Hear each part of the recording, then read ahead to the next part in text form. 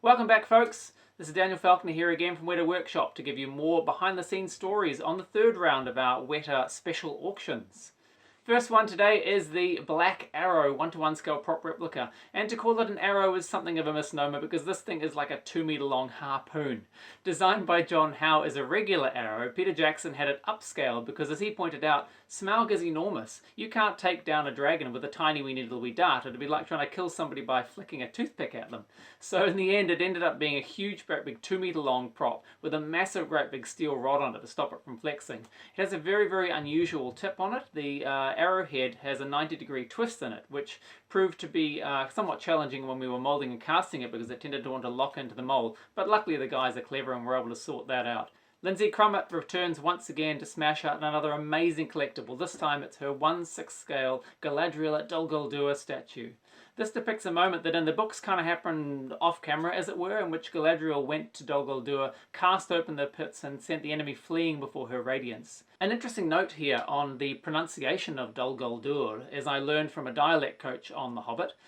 It was always the intention in the movie that if characters such as Radagast or Gandalf said the word, that it would always be said in full and drawn out, Dol Guldur. It was important that they never run it together or say it too quickly, in which case it might be misheard as Dumbledore.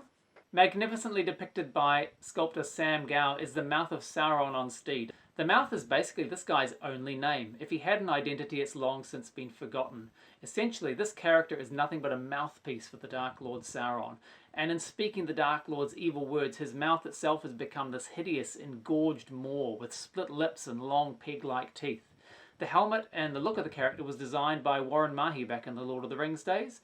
Warren designed the helmet to obliterate his identity, to reinforce that aspect of the character.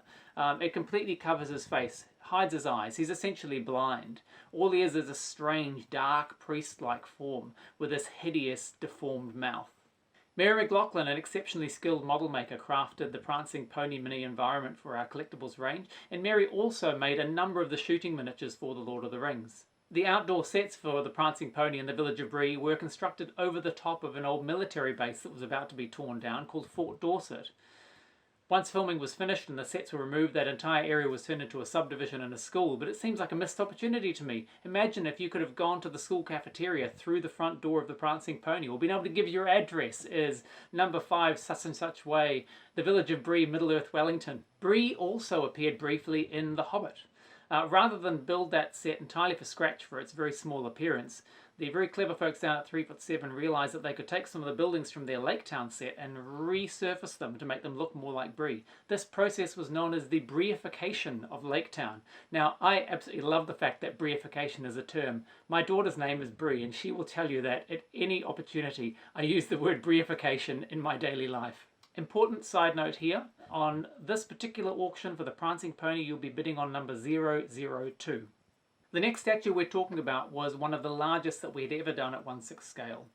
This is Thranduil on his amazing elk mount. Because such beasts are in short supply nowadays, on set, actor Lee Pace sat astride the biggest horse that could be found, which would be digitally transformed into an elk with massive horns later. Funnily enough, this horse's name was Moose. Thanks, folks. I hope you enjoyed those stories. Please come back next week for the final 5 stories in our Weta collectible auctions. Breeification! Dad!